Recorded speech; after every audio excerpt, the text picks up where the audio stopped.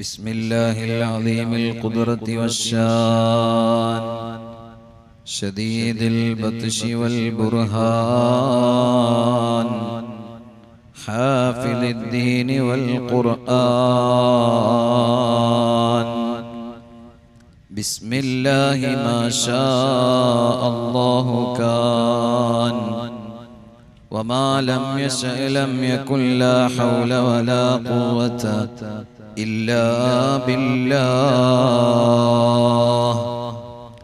عليه توكلت وإليه أنيب نحمده ونستعينه ونؤمن به ونتوكل عليه ونعوذ بالله من شرور أنفسنا ومن سيئات أعمالنا من يهده الله فلا مضل له ومن يضلله فلا هادي له ونشهد أن لا إله إلا الله وحده لا شريك له ونشهد أن سيدنا ونبينا محمدا صلى الله عليه وسلم عبده ورسوله أشرف مولود صلى الله وسلم على سيدنا ومولانا محمد أعوذ بالله من الشيطان الرجيم بسم الله الرحمن الرحيم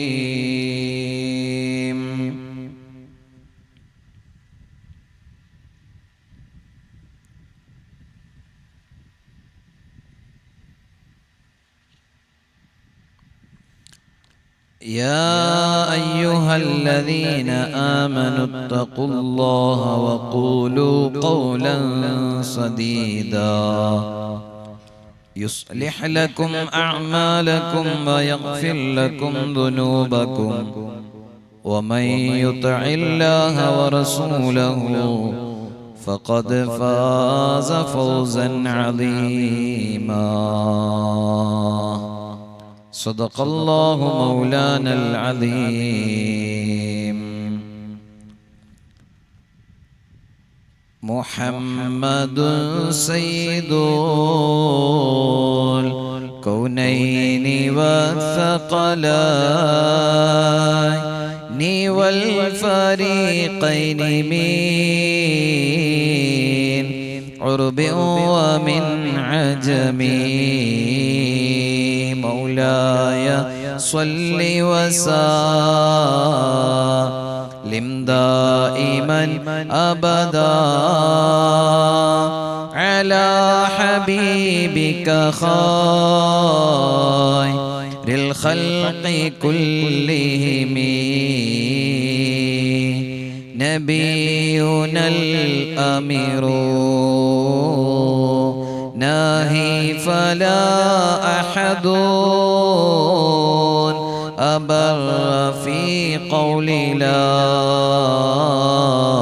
منه ولا نعمي مولاي صل وسلم دائما أبدا على حبيبك خير الخلق كلهم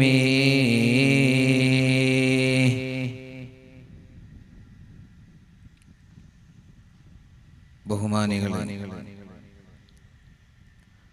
പരിശുദ്ധമായ റമളാൻ മാസം അനുകൂലമായി സാക്ഷി നിൽക്കുന്ന മുഅ്മിനീങ്ങളിൽ നമ്മളെ എല്ലാവരെയും അല്ലാഹു ഉൾപ്പെടുത്തുമാറാകട്ടെ. റമളാനിൽ നാം ചെയ്യുന്ന സൽക്കർമ്മങ്ങളിൽ വെച്ച് വളരെ മഹത്വമുള്ളതാണല്ലോ ഇൽമിന്റെ സദസ്സിൽ പങ്കെടുക്കുക എന്നത്. മൂന്നാമത്തെ ദിവസത്തിലേക്ക് നാം പ്രവേശിച്ചു. ഈ പരിപാടി അല്ലാഹു നമ്മിൽ നിന്ന് ഖബൂൽ ചെയ്യട്ടെ. നോമ്പുകാരന്റെ നോമ്പ് സ്വീകരിക്കപ്പെടണമെങ്കിൽ അവൻ നോമ്പുകാരൻ എല്ലാ തെറ്റുകളിൽ നിന്നും മാറി നിൽക്കണം എന്ന് നബി സല്ലല്ലാഹു അലൈഹി വസല്ലമ തങ്ങൾ പഠിപ്പിച്ചിട്ടുണ്ട്. 4 കാര്യങ്ങൾ പ്രവർത്തിച്ചാൽ നോമ്പിന്റെ ഫലം നഷ്ടപ്പെട്ടു പോകും എന്ന് ഇന്നലെ ഹദീസ് വായിച്ചുകൊണ്ട് ഞാൻ ഓർമ്മപ്പെടുത്തിയിട്ടുണ്ട്. അതിൽ ഒരു കാര്യം അല്പം വിശദീകരിക്കുകയും ചെയ്തു. ഗീബത്ത് പറഞ്ഞാൽ അവന്റെ നോമ്പ് പ്രതിഫലം ഇല്ലാത്ത നോമ്പായി മാറും. ഹബീബായ നബി സല്ലല്ലാഹു അലൈഹി വസല്ലമ തങ്ങൾ വളരെ ഗൗരവത്തോടെയാണ് ആ കാര്യം നമ്മളെ പഠിപ്പിച്ചത്. അവിടുന്ന് പറഞ്ഞു, മല്ലം യദഅ ഖൗലസ്സൂരി വൽ അമൽ മല്ലം യദഅ ഖൗലസ്സൂരി വൽ അമല ബിഹി. ഒരാൾ വേണ്ടാത്ത അസഭ്യം പോലെയുള്ള ചീത്തവാക്കുകൾ ഉപേക്ഷിക്കുന്നില്ല എങ്കിൽ, അതുപോലെ വേണ്ടാത്ത സംസാരങ്ങൾ ഒഴിവാക്കുന്നില്ല എങ്കിൽ, വൽ അമല ബിഹി അതനുസരിച്ചുള്ള പ്രവർത്തനങ്ങളും ഒഴിവാക്കുന്നില്ല എങ്കിൽ, ഉപേക്ഷിക്കാത്ത ആളുകൾ ഫലൈസ ലില്ലാഹി ഹാജത്തുൻ ഫീ അൻ യദഅ തആമഹു വശറാബഹു.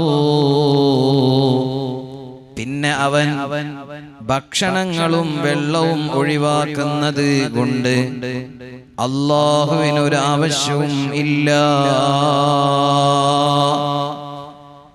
അല്ലാഹു സുബ്ഹാനഹു വ തആല നിങ്ങളിൽ നിന്ന് ആവശ്യപ്പെടുന്നത് തഖ്വയാണ്, അല്ലാഹുവിനെ ഭയന്നുകൊണ്ടുള്ള പ്രവർത്തനങ്ങളാണ്. അതേസമയം നമ്മുടെ ജീവിതത്തിൽ വന്നുപോകുന്ന തെറ്റുകുറ്റങ്ങൾ, അതേപോലെ തിന്മകൾ, അതിൽ നിന്നെല്ലാം മാറി നിന്നുകൊണ്ട് അല്ലാഹുവിലേക്ക് ഖൽബ് തിരിക്കാൻ ആഗ്രഹിച്ചുകൊണ്ടാണ് നമ്മൾ ഓരോ ആളുകളും നോമ്പുകാരനായി മാറിയത്. ആ നോമ്പുള്ളവൻ അവന്റെ നാവിനെ സൂക്ഷിച്ചോ. നാവ് കൊണ്ട് ഒരുപാട് അപകടങ്ങൾ ഉണ്ടാകുന്നുണ്ട്. അതിൽ ഏറ്റവും പ്രധാനപ്പെട്ട ഒരു കാര്യമാണ് ഇന്നലെ ഇവിടെ നമ്മൾ ചർച്ച ചെയ്തത്.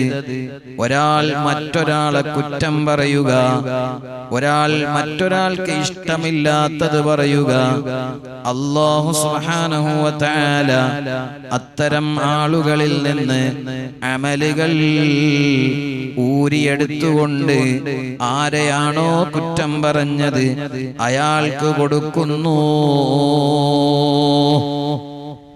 അതുകൊണ്ട് നമ്മൾ എത്രയോ അമലുകൾ ചെയ്യുന്നുണ്ട്, പക്ഷെ അത് നഷ്ടപ്പെടുത്തി കളയാൻ പാടില്ല. അത് ഓരോ നിമിഷവും നമ്മൾ ഓർമ്മിച്ചുകൊണ്ടേയിരിക്കണം. മഹാന്മാരായ ഔലിയാക്കൾ ഒരുപാട് കാര്യങ്ങൾ ഇത് സംബന്ധമായി പറഞ്ഞിട്ടുണ്ടല്ലോ. ബഹുമാനപ്പെട്ട സുഫിയാൻ റളിയല്ലാഹു തആല അൻഹു അവിടുന്ന് പഠിപ്പിച്ചില്ലേ, അല്ലാഹു സുബ്ഹാനഹു വ തആല നൽകിയ സമയങ്ങൾ, അവന്റെ നൽകിയ അവസരങ്ങൾ, അതെല്ലാം നല്ലതിന് മാത്രം ഉപയോഗപ്പെടുത്തുക, നല്ല സദസ്സുകൾക്ക് മാത്രം ഉപയോഗപ്പെടുത്തുക. ഞാനിവിടെ എൻ്റെ പ്രസംഗം തുടങ്ങുമ്പോൾ പരിശുദ്ധ ഖുർആനിലെ ഒരു ആയത്ത് ഇവിടെ ഓതി. അത് എല്ലാ വെള്ളിയാഴ്ചയിലും മിമ്പറിന്റെ മുകളിൽ നിന്ന് എല്ലാ ഖതീബുമാരും ഓതാറുണ്ട്. അത് ഓതിയിട്ടാണ് ഒന്നാമത്തെ ഖുതുബ അവസാനിപ്പിച്ച് ഇരിക്കാറുള്ളത്, രണ്ടാമത്തെ ഖുതുബയിലേക്ക് എഴുന്നേൽക്കാറുള്ളത്. ആ ആയത്ത് എന്താണ്? യാ അയ്യുഹല്ലദീന ആമനു തഖുല്ലാഹ്,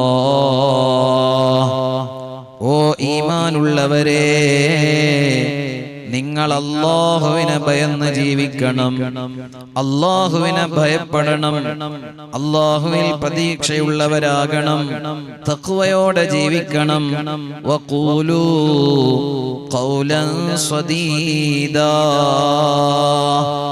നിങ്ങൾ നല്ല വാക്കുകൾ മാത്രം പറയണം, നേരായ വാക്കുകൾ മാത്രം പറയണം. ആളുകളെ തമ്മിലടിപ്പിക്കുന്ന വാക്കുകൾ പറയാൻ പാടില്ല. മനുഷ്യരെ പരസ്പരം അകറ്റുന്ന വാക്കുകൾ പറയാൻ പാടില്ല. അത് പരാജയത്തിന്റെ അടയാളമാണ്. എന്നിട്ട് പരിശുദ്ധ ഖുർആൻ പറയുകയാണ്, യാ അയ്യുഹല്ലദീന ആമനു തഖുല്ലാഹ വഖൂലൂ ഖൗലൻ സദീദാ. നല്ല വാക്കുകൾ പറയുമ്പോഴാണ് യുസ്ലിഹ് ലക്കും അഅമാലക്കും വയഗ്ഫിർ ലക്കും ദുനൂബക്കും, നിങ്ങളുടെ അമലുകളെ അല്ലാഹു നന്നാക്കി തരുന്നത്, നിങ്ങളുടെ പ്രവർത്തനങ്ങളെ അല്ലാഹു നന്നാക്കി തരുന്നത്. നമ്മൾ എത്രയോ തെറ്റുകൾ ചെയ്യുമ്പോൾ വഅദ് കേൾക്കുന്ന അവസരത്തിൽ നമ്മൾ വിചാരിക്കും, ഞാൻ ചെയ്തു പോയ തെറ്റുകളൊക്കെ തെറ്റ് തന്നെ, അതിൽ നിന്ന് എനിക്കൊന്നു മാറി നിൽക്കണം. അതുപോലെ പല സന്ദർഭങ്ങളിലും നമ്മൾ ഖേദിക്കാറുണ്ട്. എന്നാൽ എന്തുകൊണ്ടാണ് നമ്മുടെ അമലുകൾ നന്നാകാത്തത്? നമ്മുടെ നാവിനെ നമ്മൾ നന്നാക്കാത്തത് കൊണ്ടാണ്. നാവിനെ നന്നാക്കി കഴിഞ്ഞാൽ യുസ്ലിഹ് ലക്കും അഅമാലക്കും, നിങ്ങളുടെ അമലുകളെ അല്ലാഹു തആല നന്നാക്കി തരും. വയഗ്ഫിർ ലക്കും ദുനൂബക്കും, നിങ്ങളുടെ തെറ്റുകൾ അല്ലാഹു പുറത്തു തരും. അപ്പൊ നമ്മുടെ പാപമോചനത്തിനുള്ള ഒരു മാർഗവും കൂടിയാണ്. നമ്മുടെ നാവിൽ നിന്നൊരു മുഅ്മിനായ മനുഷ്യന്റെ നാവിൽ നിന്ന് നല്ലത് മാത്രമേ വരാൻ പാടുള്ളൂ. നമ്മൾ ഒറ്റക്ക് ഓരോരുത്തരും നല്ലവരാണ് അല്ലേ? ഒറ്റക്ക് ചിന്തിക്കുമ്പോൾ നമ്മൾ ആരെയും ഒന്നും പറയുന്നില്ല. പക്ഷേ പലരുമായും സംസാരിക്കുമ്പോൾ, കൂട്ടുകൂടുമ്പോൾ നിയന്ത്രണം നഷ്ടപ്പെട്ടു പോകുന്നു. ഇത് ഇന്ന് എല്ലാവരുടെയും അനുഭവമാണ്. അതുകൊണ്ട് തന്നെ ബഹുമാനപ്പെട്ട ഹാത്തമുസ് സാഹിദ് റഹിമഹുല്ലാഹ് സൂഫിയായ മഹാനാണ്. മഹാനവറുകൾ പറഞ്ഞു, സലാസത്തുൻ ഇദാ കുന്ന ഫീ മജ്ലിസിൻ, അതാ മൂന്ന് കാര്യങ്ങൾ അതൊരു മജ്ലിസിൽ ഉണ്ടായാൽ ഫർറഹ്മതു അൻഹും മസ്റൂഫാ, ആ മജ്ലിസിൽ പങ്കെടുത്ത ആളുകളിൽ നിന്ന് അല്ലാഹുവിന്റെ റഹ്മത്ത് തിരിക്കപ്പെട്ടു പോയി. ആ മജ്ലിസിൽ പിന്നെ റഹ്മത്ത് ഇല്ല. ഇപ്പോൾ നാം നിലകൊള്ളുന്നത് റമദാനിലെ ഒന്നാമത്തെ പത്തിലാണ്. ഒന്നാമത്തെ പത്തിനെ സംബന്ധിച്ച് നബി സല്ലല്ലാഹു അലൈഹി വസല്ലമ തങ്ങൾ പറഞ്ഞത് അവ്വലുഹു റഹ്മ, ഒന്നാമത്തെ പത്ത് അത് റഹ്മത്തിന്റെ 10 ദിവസങ്ങളാണ്. അല്ലാഹു ധാരാളം റഹ്മത്ത് തരേണ്ട ദിനരാത്രങ്ങളാണ് നമ്മൾ ഇപ്പോൾ നിലകൊള്ളുന്ന ദിവസങ്ങൾ. അതുകൊണ്ട് തന്നെ റഹ്മത്ത് തിരിക്കപ്പെട്ടു പോകാൻ പാടില്ല. എന്നാൽ മൂന്ന് കാര്യങ്ങൾ ഒരു മജ്ലിസിൽ ഉണ്ടായാൽ അവിടെ അല്ലാഹു തആല റഹ്മത്ത് എടുത്തു കളയും. അതിലൊന്നാമത്തേത് എന്താണ്? ഭൗതികമായ സംസാരം മാത്രമുള്ള മജ്ലിസ്. ഭൗതികമായ സംസാരം മാത്രമേ അവിടെ ഉള്ളൂ. അത്തരം മജ്ലിസുകളിൽ നമ്മൾ പങ്കെടുക്കാൻ പാടില്ല. ഇത് ഞാൻ പറഞ്ഞാൽ ചിലപ്പോ വലിയ ഗുൽമാലുണ്ടാവും. എന്താ? കല്യാണ വീടുകളിൽ, അതുപോലെ സ്വന്തം വീടുകളിൽ ബർത്ത്ഡേ പാർട്ടി എന്നെല്ലാം പറഞ്ഞുകൊണ്ട് ഗാനമേളയും മറ്റ് പല വേണ്ടാത്തരങ്ങളും സംഘടിപ്പിക്കുന്നത് ഇന്ന് കൂടി വരുന്നു. അതുപോലെ വിദ്യാലയങ്ങളിൽ ചെറിയ കുട്ടികളെയും വലിയ കുട്ടികളെയും ഒക്കെ ഉപയോഗപ്പെടുത്തിയിട്ട് നമുക്ക് പാടില്ലാത്ത ഡാൻസുകളും പാട്ടുകളും മറ്റ് ഒരുപാട് വൃത്തികേടുകളും നടന്നുകൊണ്ടിരിക്കുന്നു. അവിടെ ആരാ പങ്കെടുക്കുന്നത്? നമ്മൾ തന്നെ.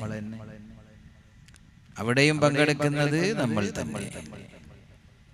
വാലിന് വിളിച്ചാൽ അവിടെയും പങ്കെടുക്കുന്നത് നമ്മൾ തന്നെ. അല്ലാഹുവിന്റെ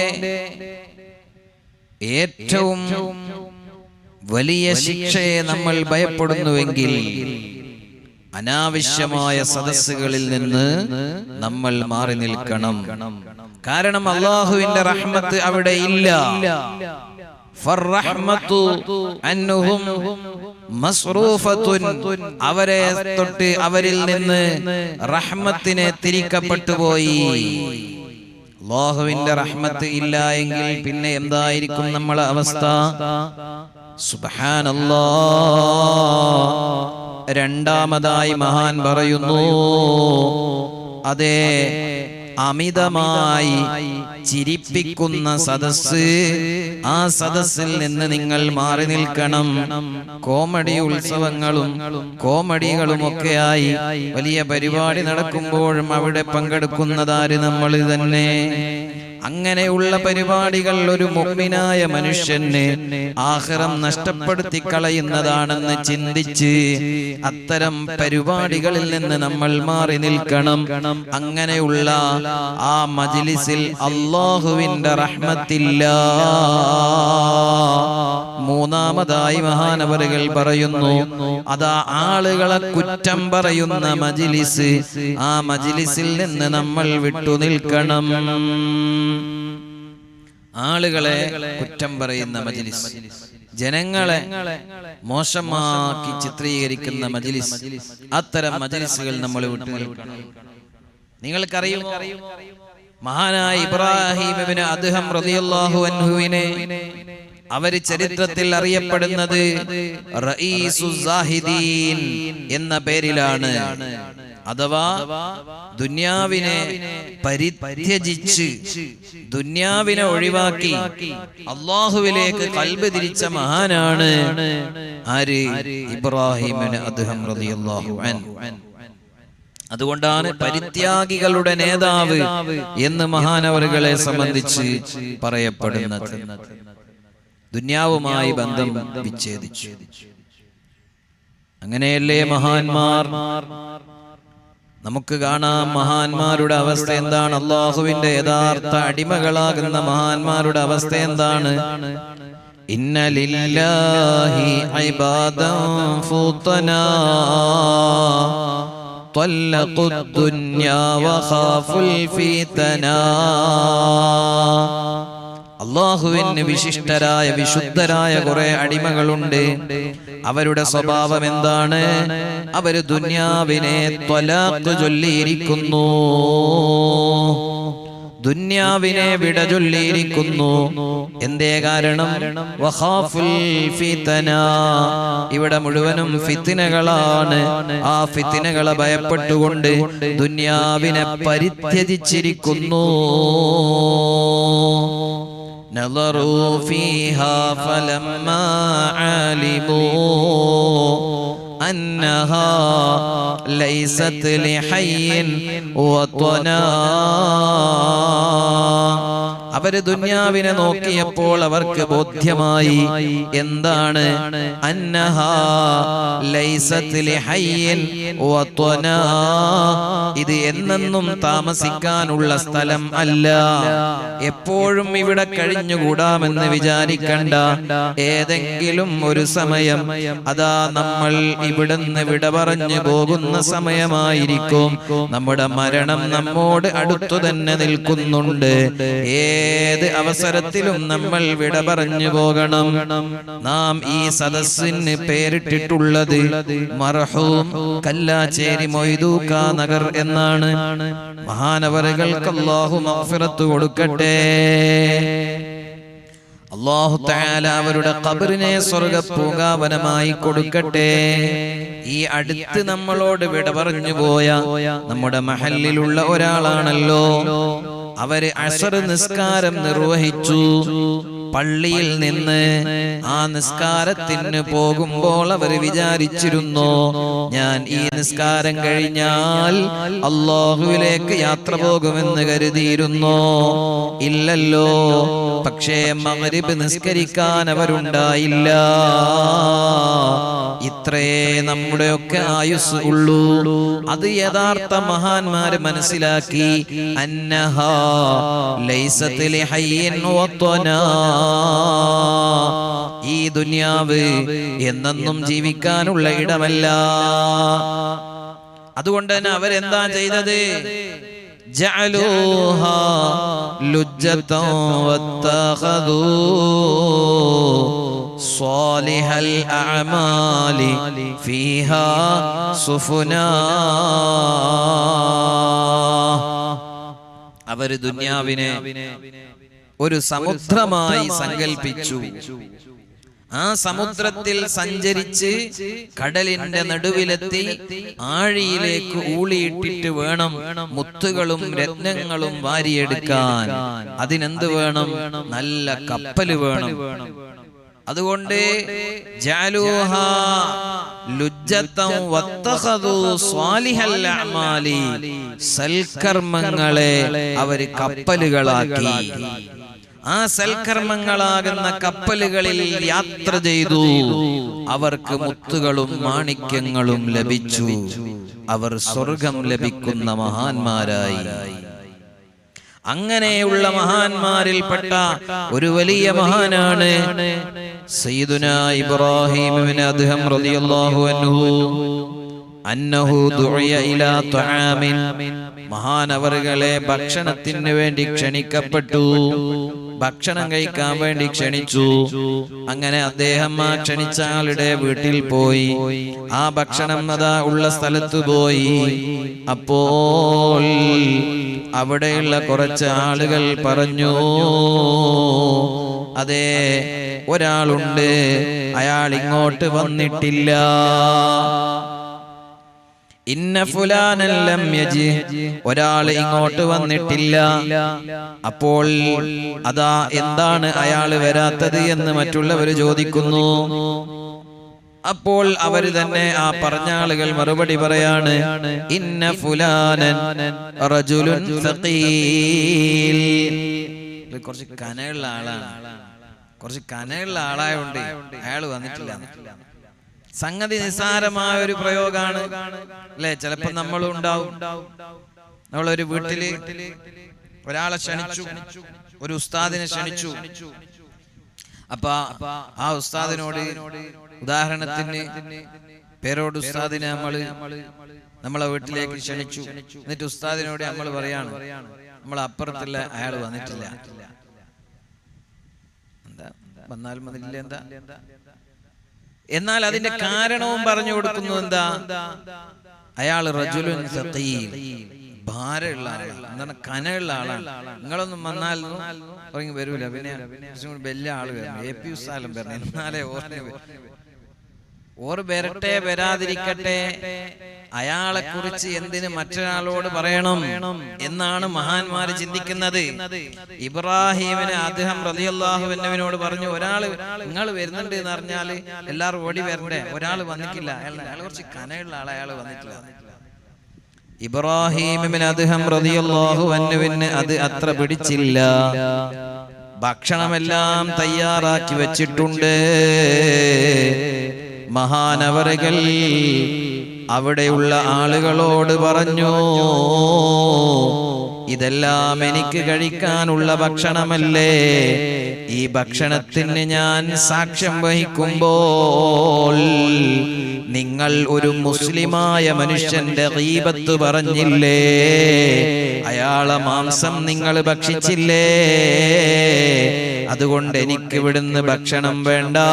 ഫഖറജ വലം യകുൽ സലാസത അയ്യാം. ആ ഗീബത്ത് പറഞ്ഞ സദസ്സിൽ നിന്ന് മഹാനായ ഇബ്രാഹിം ഇബ്നു അദ്ഹം റളിയല്ലാഹു അൻഹു ഇറങ്ങിപ്പോയി. അവിടുന്ന് ഭക്ഷണം കഴിച്ചില്ല. പിന്നെ മഹാനവറുകൾ 3 ദിവസം ഭക്ഷണം കഴിച്ചില്ല. 3 ദിവസം ഭക്ഷണം കഴിച്ചില്ല. നമുക്കിപ്പോ പകല് ഭക്ഷണം കഴിക്കാതെ ഇരിക്കുമ്പം തന്നെ വിശന്നിട്ട് നിർവാഹമില്ല അല്ലേ? പണ്ട് ഒരു ഉറുദി പറയുന്ന ഉസ്താദ് ഈ പാനൂര് വന്നിട്ട് ഉറുദി പറഞ്ഞിട്ട് ഓര് പറഞ്ഞു, അങ്ങ് മലപ്പുറം ജില്ലയിൽ നിന്ന് വന്നത് ഓര് പറഞ്ഞത്, ഞാൻ ഉറുദി കേട്ടത് ഓര് പറഞ്ഞു, ഓല നാട്ടിലെല്ലാം പറയൽ ഇങ്ങോട്ട് വന്നാല് രാവിലെ മുതല് വൈകുന്നേരം വരെ പട്ടിണി കിടക്കുക, നോമ്പെടുത്തിട്ട് പിന്നെ വൈകുന്നേരം മുതൽ രാവിലെ വരെ തിന്ന. അങ്ങനെ അമുസ്ലിം സഹോദരങ്ങളെല്ലാം പറയൽ തുടങ്ങിയിട്ടുണ്ട്. മാപ്പിളാറ നോമ്പ് എന്ന് പറഞ്ഞാല് രാവിലെ മുതൽ വൈകുന്നേരം വരെ പട്ടിണി കിടക്കുക, വൈകുന്നേരം മുതൽ രാവിലെ വരെ തിന്നുകയും ചെയ്യാം. ഇതാണ് നമ്മുടെയൊക്കെ അവസ്ഥ. എന്നാൽ 3 ദിവസം തീരെ ഭക്ഷണം കഴിക്കാതെ ഇരിക്കാൻ നമുക്കാർക്കെങ്കിലും കഴിയോ? മഹാനായ ഇബ്രാഹിം ബിൻ അദ്ഹം റളിയല്ലാഹു അൻഹു സുബ്ഹാനല്ലാഹ് 3 ദിവസം പിന്നെ ഭക്ഷണം കഴിച്ചിട്ടില്ല. ഈ വിഷയം ഓർമ്മിച്ച് അല്ലാഹുവിനെ പേടിച്ചുപോയി. ഒരാളെ, ഒരു മുസ്ലിമായ മനുഷ്യന്റെ ഗീബത്ത് പറഞ്ഞു. എന്താ പറഞ്ഞ, അയാൾ കനയുള്ള ആളാണ്, കുറച്ച് കനയുള്ള ആളാണ്, അയാൾ ഇങ്ങോട്ട് വന്നില്ല, അതുകൊണ്ട് തന്നെ അയാളെ മാംസം തിന്ന ആ സദസ്സിൽ പങ്കെടുത്തു പോയി. അതുകൊണ്ട് അതിലുള്ള ഖേദ പ്രകടനം കൊണ്ട് അല്ലാഹുവിനെ ഭയന്നിട്ട് 3 ദിവസം മഹാനവറുകൾ ഭക്ഷണം കഴിച്ചില്ല. ഇത് മഹാന്മാരായ ഔലിയാക്കൾക്ക് സാധിക്കുന്ന കാര്യമാണ്. നമ്മളെപ്പോലെ സാധാരണക്കാർക്കത് കഴിയോ? ഭക്ഷണമില്ലാതെ, നിങ്ങൾക്കറിയാമല്ലോ, മഹാനായ ഔലിയാക്കളുടെ നേതാവായ ഖുത്ബുൽ അഖ്താബ് ഗൗസുൽ ആലം അശ്ശൈഖ് മുഹയ്യിദ്ദീൻ അബ്ദുൽ ഖാദിർ അൽ ജീലാനി ഖദ്ദസല്ലാഹു സിർറഹുൽ അസീസ് മഹാനവറുകൾ, അവരെ സംബന്ധിച്ച് മാലയിൽ നമ്മൾ പാടിയില്ലേ, 25 ചുറ്റി നടന്നോവർ ഇരിയന്നയേകൾ കേട്ടരെ ഇരുന്നോവർ ബിൽ ഖുതുബി റബ്ബാനി വൽ ഗൗസി സമദാനി നജീനാ മിൻ കുല്ലി അഫാതി യാ അല്ലാഹ്. ഉണും ഉറക്കവും ഒന്നുമേ കൂടാതെ ഒരാണ്ട് കാലം ഫോറുത്ത് നടന്നോവർ ബിൽ ഖുതുബി റബ്ബാനി വൽ ഗൗസി സമദാനി നജീനാ മിൻ കുല്ലി അഫാതി യാ അല്ലാഹ്. മഹാനായ ഗൗസുൽ ആലം അശ്ശൈഖ് മുഹയ്യിദ്ദീൻ അബ്ദുൽ ഖാദിർ അൽ ജീലാനി ഖദ്ദസല്ലാഹു സിർറഹുൽ അസീസ് തങ്ങൾ ഈ വലിയ സ്ഥാനം നേടിയെടുത്തത് അല്ലാഹുവിനെ ഭയന്ന് 25 വർഷക്കാലം ആത്മീയമായ വഴിയിൽ ആളുകളുമായി ബന്ധമില്ലാതെ ഉസ്ലത്തിന്റെ മാർഗം അവലംബിച്ചുകൊണ്ട് ജീവിച്ചതുകൊണ്ടാണ് അല്ലാഹു സുബ്ഹാനഹു വ തആല ഈ വലിയ സ്ഥാനം മഹാനവറുകൾക്ക് കൊടുത്തിട്ടുള്ളത്. ആ 25 കൊല്ലത്തിലെ ഒരു കൊല്ലം എങ്ങനെയായിരുന്നു? ഊണുമില്ല, ഉറക്കവും ഇല്ല. ഊണുമില്ല, ഉറക്കവും ഇല്ല. ഞാനിപ്പോ രാവിലെ കുറച്ച് ഉറങ്ങാത്തതുകൊണ്ട് എനിക്കിപ്പോ ഉറുദി പറയുമ്പോ എന്താ ഇടക്ക് ഇങ്ങനെ ചെറുങ്ങനെ ഒരു ഉറക്കെല്ലാം വരും. എപ്പോ ഇന്നലെ രാത്രി 10:30 ഉറങ്ങിയിട്ട് 4 മണിക്ക് എണീറ്റ് എന്റെ അവസ്ഥയാണ്. എത്ര നേരം ഉറങ്ങി, എന്നിട്ട് നമുക്ക് ഉറക്കം മതിയാകുന്നില്ല. ഗൗസുൽ ആലം അശ്ശൈഖ് മുഹയ്യിദ്ദീൻ ഖദ്ദസല്ലാഹു സിർറഹുൽ അസീസ് ഒരു കൊല്ലം ഉറക്കമില്ലാതെ ജീവിച്ചു. തീരെ ഉറക്കമില്ലാതെ, തീരെ ഭക്ഷണമില്ലാതെ അങ്ങനെ ജീവിച്ച് നേടിയെടുത്തതാണ് അവരെല്ലാം ഈ ആത്മീയമായ മർത്തബകൾ. നമ്മളും പറയുന്ന സ്വർഗം വേണം, സ്വർഗം വേണം, അള്ളാഹു നമുക്ക് സ്വർഗം തരട്ടെ. മൂന്നാമത്തെ 10 നമ്മളെല്ല ഇപ്പോ റമദാൻ തുടങ്ങിയപ്പോ നമ്മളെല്ലാവരും അള്ളാഹുവിനോട് നിസ്കാരത്തിന്റെ ശേഷം പ്രത്യേകിച്ചും അല്ലാത്ത സമയങ്ങളിലും ഇവിടെ ഉറുദി കഴിഞ്ഞ് പോകുന്നതിന്റെ മുമ്പും നമ്മൾ ദ്വാരക്കുന്നില്ലേ, അഷ്ഹദു അല്ലാ ഇലാഹ ഇല്ലല്ലാഹ് അസ്തഗ്ഫിറുല്ലാഹ് اللهم إني أسألك الجنة وأعوذ بك من النار.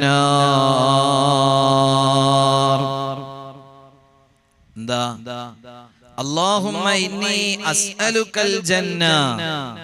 അല്ലാഹുവേ, ഞാൻ നിന്നോട് സ്വർഗം ചോദിക്കുന്നു, നരകത്തിൽ നിന്ന് കാവൽ തേടുന്നു.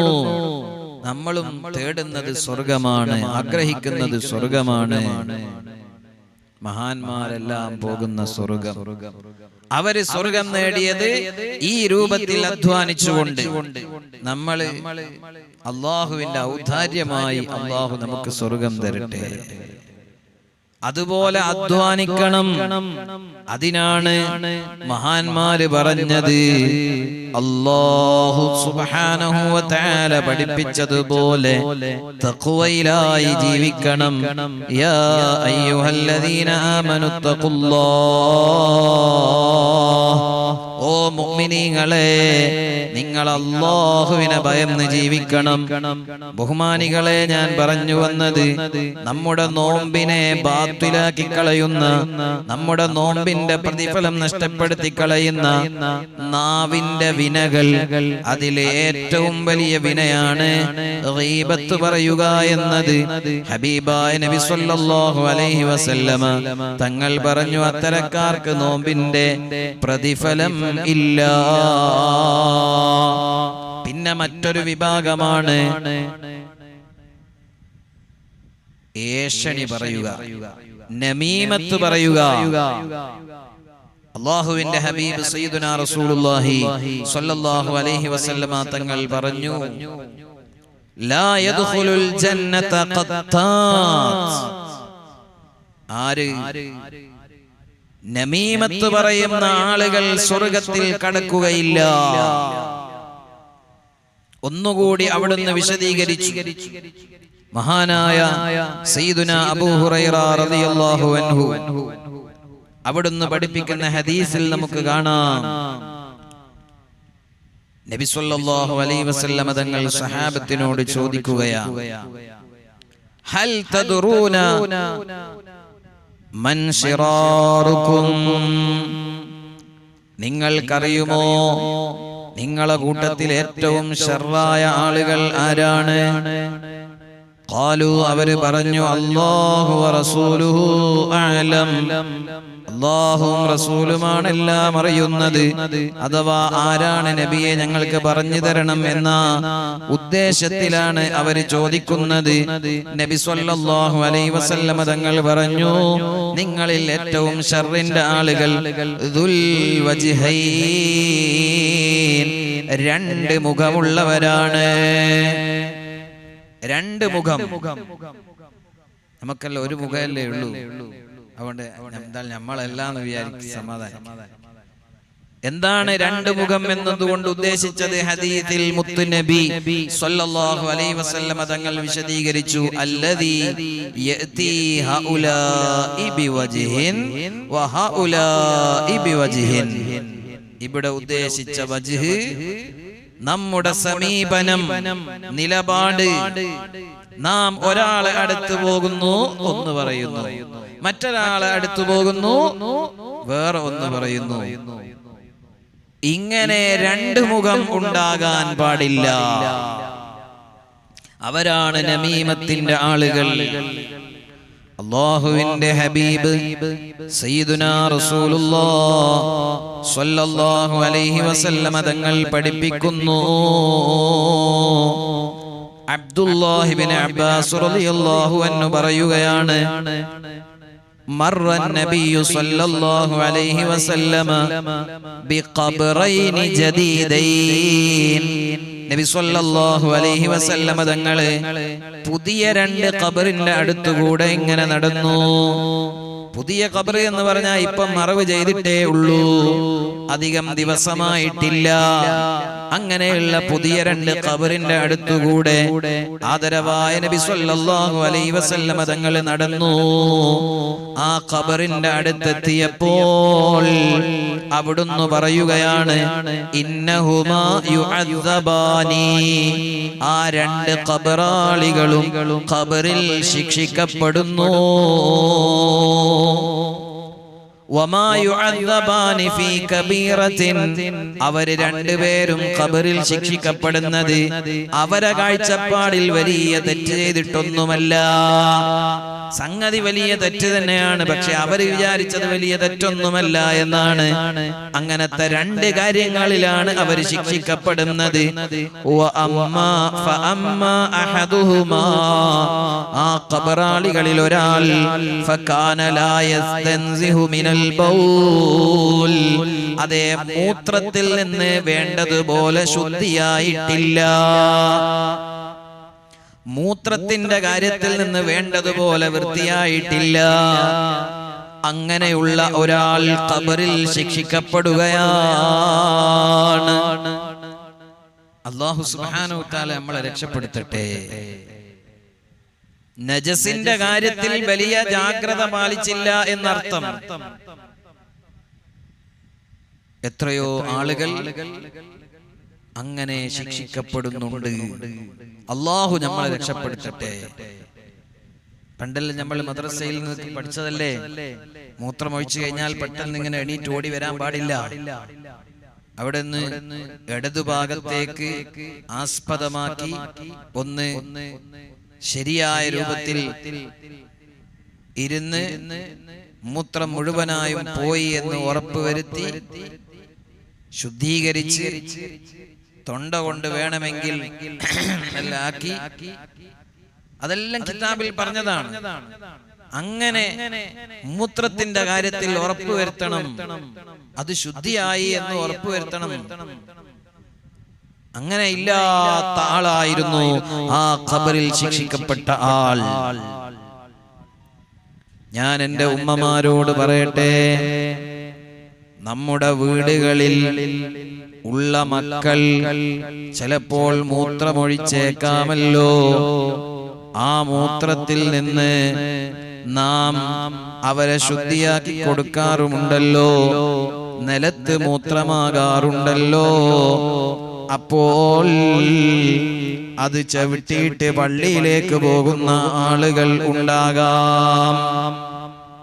വേണ്ട രൂപത്തിൽ നമ്മൾ ജാഗ്രത പാലിച്ചില്ല എങ്കിൽ ഖബറിൽ ശിക്ഷിക്കപ്പെടും. വമാ യുഅദ്ദബാനി ഫീ കബീറത്തിൻ, വലിയ തെറ്റ് ചെയ്തിട്ടല്ല അയാൾ ഖബറിൽ ശിക്ഷിക്കപ്പെടുന്നത്. വലിയ തെറ്റാണ്, പക്ഷെ അയാളെ കാഴ്ചപ്പാടിൽ അത് വലിയതാണെന്ന് അയാൾക്ക് തോന്നിയില്ല. ഒരു പള്ളിയിലെ മുഅദ്ദിന് ഉസ്താദ് എന്നോട് പറഞ്ഞതാണ്, ഒരു പള്ളിയിൽ കാർപ്പറ്റിൽ വ്യക്തമായി കാഷ്ടം. കാർപ്പറ്റ് ഉസ്താദ് വൃത്തിയാക്കുമ്പോ ഇതെങ്ങനെ പള്ളിയുടെ ഉള്ളിൽ കാർപ്പറ്റ് കാഷ്ടത്തി എന്താ നോക്കുമ്പോ എന്താ, പള്ളിയില് ചെരുപ്പിട്ട് വന്ന ആള് ഹൗലിന്റെ അടുത്ത് പോയി കാല് കഴുകാതെ പള്ളിയിലേക്ക് കയറിയതാ. അയാളെ കാഷ്ടല്ല, വീട്ടിൽ നിന്ന് കുട്ടികളോ മറ്റോ ചെരുപ്പിന്റെ മുകളിലായ കാഷ്ട അതൊന്നും ശ്രദ്ധിക്കാതെ നേരെ പള്ളിയിലേക്ക് വന്നങ്ങ് കയറി.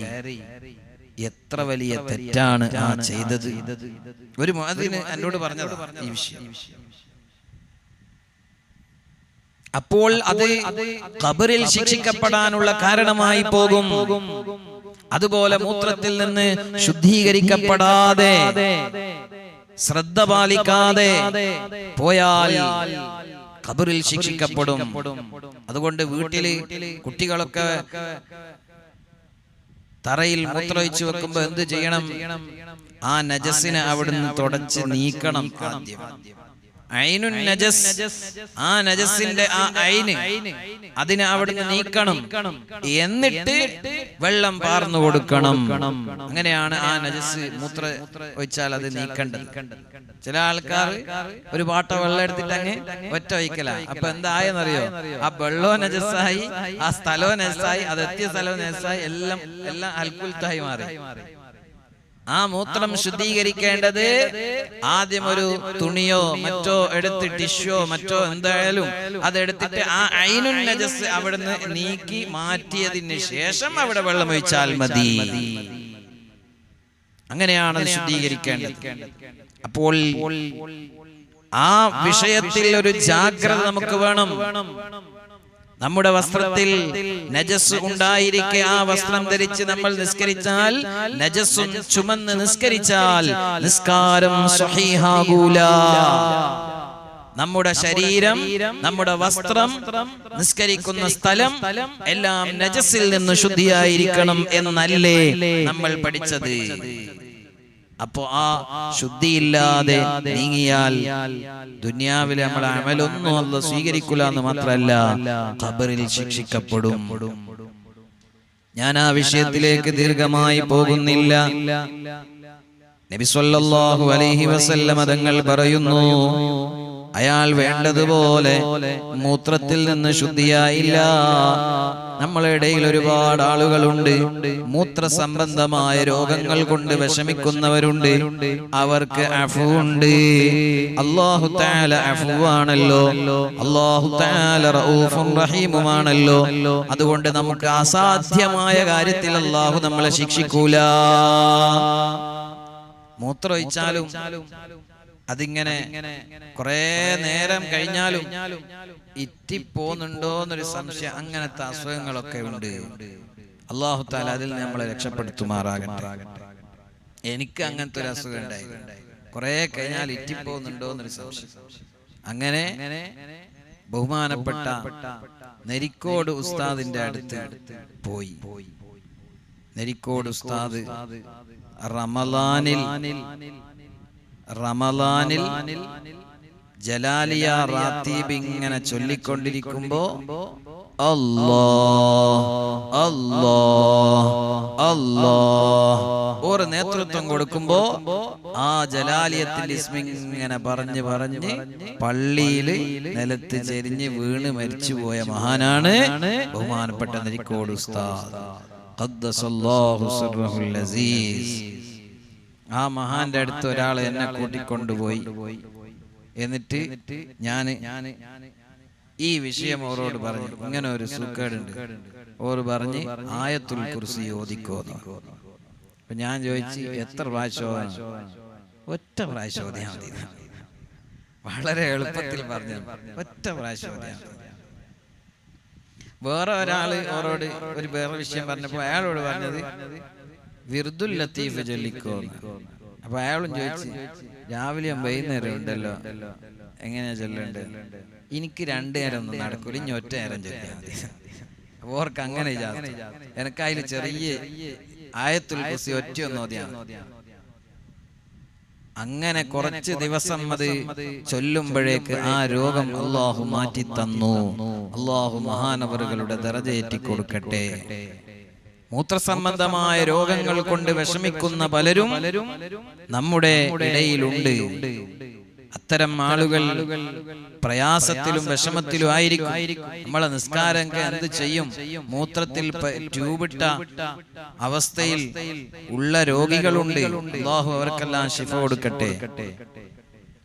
മൂത്രത്തിൽ ട്യൂബിട്ട ആളും നിസ്കാരം നിർവഹിച്ചിരിക്കണം. അവരുടെ മസല എന്താണ്? നിത്യ അശുദ്ധിക്കാരൻ വുളൂ ചെയ്യണം. ഇനി വുളൂ ചെയ്യാൻ പറ്റാത്ത കണ്ടീഷൻ ആണെങ്കിൽ തയമ്മും ചെയ്യണം. എപ്പോൾ? സമയമായതിന്റെ ശേഷം. ഇപ്പൊ മൂത്രത്തിൽ ട്യൂബിട്ട ഒരു രോഗിയാണ്, അയാൾക്ക് നിസ്കരിക്കണം. എന്നാൽ ഒരു 12 മണിക്ക് തന്നെ വുളൂ എടുത്ത് തയ്യാറായി ബാങ്ക് കൊടുക്കാൻ പറ്റൂല. ളുഹർ ബാങ്ക് കൊടുത്തതിന് ശേഷം, അതാണ് സമയമാകുക. അതിന് ശേഷം വുളൂ എടുത്തിട്ട് എന്താക്കണം?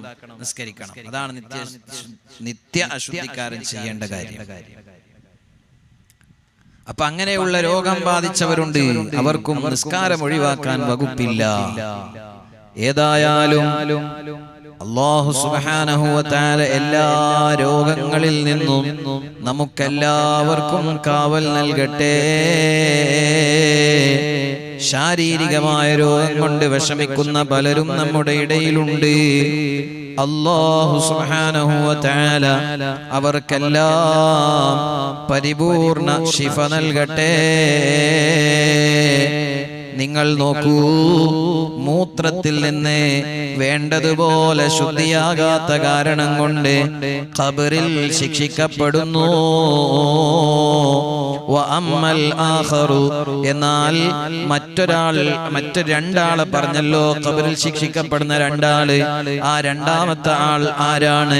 ഫകാന യംശി ബിൻ നമീമതി. അയാള് നമീമത്ത് കൊണ്ട് നടക്കുന്ന ആളാണ്. ആളുകളെ തമ്മിലടിപ്പിക്കാൻ വേണ്ടി നമീമത്ത് പറയുന്ന ആളാണ്. സുബ്ഹാനല്ലാഹ്, അവർക്ക് ഖബറിൽ ശിക്ഷയാണ്. ഇത് പറഞ്ഞിട്ട് ഹബീബായ നബി സല്ലല്ലാഹു അലൈഹി വസല്ലമ തങ്ങള് അതാ ഒരു ചെറിയ കമ്പ് എടുത്തു, ഒരു പച്ച ഈത്തപ്പഴത്തിന്റെയോ മറ്റോ കമ്പ് എടുത്തുകൊണ്ട്, ഒരു ചെടി എടുത്തുകൊണ്ട് അവിടെ ആ ഖബറിന്റെ അടുത്ത് നിന്നിട്ട് അതിനെ രണ്ടായി മുറിച്ചിട്ട് രണ്ട് കഷ്ണമായി ഭാഗിച്ചിട്ട് ആ ചെടിയിൽ ഒരു കഷ്ണം ഒരാളെ ഖബറിന്റെ മേൽ നട്ടുപിടിപ്പിച്ചു. മറ്റേ ആളുടെ ഖബറിന്റെ അടുത്തും നട്ടുപിടിപ്പിച്ചു. ആരംഭ റസൂലുള്ളാഹി. അതാണ് ഇന്നും നമ്മൾ മാതൃകയാക്കിയിട്ട് ഖബറടക്കിയതിന് ശേഷം ഖബറിന്റെ മേലെ മൈലാഞ്ചിയോ മറ്റേതെങ്കിലും ചെടിയോ കൊണ്ടുപോയി വെക്കുന്നത്. നമ്മളെല്ലാരും വസിയത്ത് ചെയ്യേണ്ട ഒരു കാര്യമുണ്ട് ഉമ്മമാരെ. എന്താ, മരിച്ചാല് ഖബറടക്കിയാല് പൊരക്കുന്ന തന്നെ പോകുമ്പോ ഒരു ചെടി എടുത്ത് കൊണ്ടുപോകണമെന്ന് പറയണം. പൊരക്കുന്ന ഒരു ചെടി എടുത്ത് പോകണമെന്ന് പറയണം. ഞാൻ നോക്കുമ്പോ വേറെ ആളെ ഖബറിന്റെ മുകളിൽ നിന്ന് ഒരു കൂസലും ഇല്ലാണ്ട് പൊട്ടിച്ചിട്ടും കൊണ്ടുവരുന്നു. സംഗതി മസല പ്രകാരം ഒപ്പിച്ചു പഠിയാൽ ചെയ്യ, എന്നാലും അതൊരു നല്ല സുഖമുള്ള കാര്യമല്ലല്ലോ. അയാളെ ഖബറിൽ ഇങ്ങനെ ഗുണം കിട്ടുന്ന കാര്യം അത് ഒന്ന് നീങ്ങിപ്പോ അയാൾക്ക് വിഷമാവൂലേ? അയാൾക്ക് ഇസ്തിഗ്ഫാർ ചെയ്യുന്ന കാര്യമാണ്. അപ്പൊ നമ്മള് വസിയത്ത് ചെയ്യണം. എന്താ, നമ്മള് മരിച്ചാല് മറവ് ചെയ്ത് കഴിഞ്ഞാല് മക്കളോട് പറയണം, പൊരക്കും തന്നെ എന്താക്കണം, അതിനെന്ത് വേണോ, പൊരക്ക് കുറച്ച് ചെടിയെല്ലാം വെച്ച് പിടിപ്പിക്കണം, ചെടികളെല്ലാം വെച്ച് പിടിപ്പിക്കണം. നബി സല്ലല്ലാഹു അലൈഹി വസല്ലമ തങ്ങൾ പറയുന്നു, സഹാബത്ത് ചോദിച്ചു, യാ റസൂലല്ലാഹ്, എന്തിനാണ് അങ്ങ് ഇങ്ങനെ രണ്ട് ചെടി എടുത്തു വെച്ചത്? വലിയ ശിക്ഷ, ഖബറിൽ ശിക്ഷിക്കപ്പെടുന്ന ആ രണ്ടാളുകൾ. അപ്പോൾ അല്ലാഹുവിന്റെ ഹബീബ് സയ്യിദുനാ റസൂലുള്ളാഹ് സ്വല്ലല്ലാഹു അലൈഹി വസല്ലമ തങ്ങൾ അവിടുന്ന് പറയുകയാണ്, ഈ ചെടി കാരണം അവർക്ക് ശിക്ഷയിൽ നിന്ന് ഇളവ് നൽകപ്പെട്ടേക്കാം.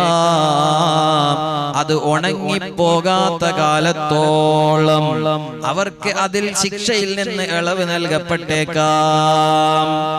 അപ്പൊ ഇടക്കിടക്ക് മക്കളോട് വസിയത്ത് ചെയ്യേണ്ട മറ്റൊരു കാര്യമാണ്, ഇടക്കിടക്ക് പോയിട്ട് എന്ത് ചെയ്യണം, കുറച്ച് വെള്ളം ഒഴിച്ചു കൊടുത്തിട്ട് അതിനെ പച്ചയായി നിലനിർത്തണം, ഇലകളുള്ളതായി നിലനിർത്തണം. ആ ഓരോ ഇലകളും ഖബറാളിക്ക് വേണ്ടി തസ്ബീഹ് ചൊല്ലുന്നുണ്ട്. അത് നമ്മൾ വെറുതെ പറഞ്ഞതല്ല. എത്രയോ സൂറത്തുകളുടെ തുടക്കമില്ലേ, യുസബ്ബിഹു ലില്ലാഹി മാ ഫിസ് സമാവാതി വമാ ഫിൽ അർളി. ആകാശങ്ങളിലും ഭൂമിയിലുമുള്ള പല വസ്തുക്കളും പല കാര്യങ്ങളും, മാ എന്ന് പറഞ്ഞാൽ ഭൂമിയിലുള്ളതെല്ലാം പെട്ടു. നമ്മൾ കാണുന്നത് ബുദ്ധിയുള്ളതും ഇല്ലാത്തതും ജീവനുള്ളതും ഇല്ലാത്തതും അങ്ങനെ പലതും യുസബ്ബിഹു ലില്ലാഹ്, അല്ലാഹുവിനെ തസ്ബീഹ് ചൊല്ലുന്നുണ്ട്, അല്ലാഹുവിനെ ദിക്ർ ചൊല്ലുന്നുണ്ട്. വേറെ ആയത്തിൽ പറഞ്ഞില്ലേ, സബ്ബഹ ലില്ലാഹി മാ ഫിസ് സമാവാതി വമാ ഫിൽ അർളി. ഇങ്ങനെ എത്രയോ അധ്യായങ്ങളുണ്ട്. നമ്മൾ ജീവനില്ല എന്ന് വിചാരിക്കുന്ന പല വസ്തുക്കളും സസ്യങ്ങളും കല്ലുകളും അതെല്ലാം അല്ലാഹുവിനെ ദിക്ർ ചൊല്ലുന്നുണ്ട്, തസ്ബീഹ് ചൊല്ലുന്നുണ്ട്, ദിക്ർ ചൊല്ലുന്നുണ്ട്.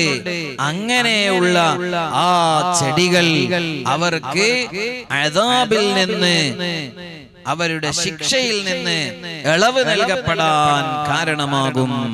അപ്പൊ അത് സുന്നത്ത് ജമാഅത്തിന്റെ വലിയ ഒരു ആദർശമാണ്.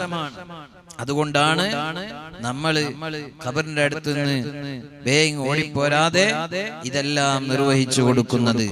നമ്മൾ മരിച്ചുപോയ ആളെ പാടെ ഇങ്ങ് പോയി കുഴിച്ചിട്ടിങ് പോരുന്നില്ല. അതിനെന്ത് വേണം? നമ്മളെല്ലാവരും അഹ്ലുസുന്നത്തി വൽ ജമാഅത്തിൽ ഉറച്ചു നിൽക്കണം. അപ്പൊ അല്ലാഹുവിന്റെ ഹബീബ് സയ്യിദുനാ റസൂലുള്ളാഹി സ്വല്ലല്ലാഹു അലൈഹി വസല്ലം പറഞ്ഞു, നമീമത്ത് പറയുന്ന ആളുകൾ അവർക്ക് ഖബറിൽ ശിക്ഷയാണ്. അവരെ നോമ്പ് അല്ലാഹു സുബ്ഹാനഹു വ തആല സ്വീകരിക്കൂല. അവിടുന്ന് പറഞ്ഞില്ലേ, രണ്ട് മുഖം ഉള്ള ആളുകൾ.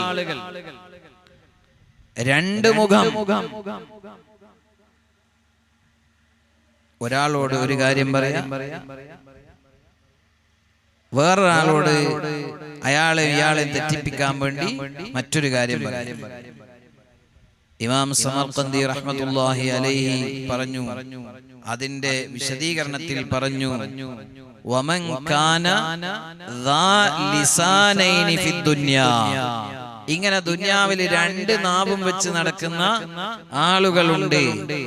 അങ്ങനെയുള്ള ആളുകൾ അല്ലാഹു തആല ഫഇന്നല്ലാഹ തആല യജ്അലു ലഹു യൗമൽ ഖിയാമത്തി ലിസാനൈനി മിൻ നാർ, അന്ത്യനാളിൽ അല്ലാഹു സുബ്ഹാനഹു വ തആല തീനാലുള്ള രണ്ട് നാവ് അവർക്ക് കൊടുക്കുന്നു. തീ കരിഞ്ഞിങ്ങനെ പോകുന്ന തീയാണ് അവർക്ക് ഉള്ളത്.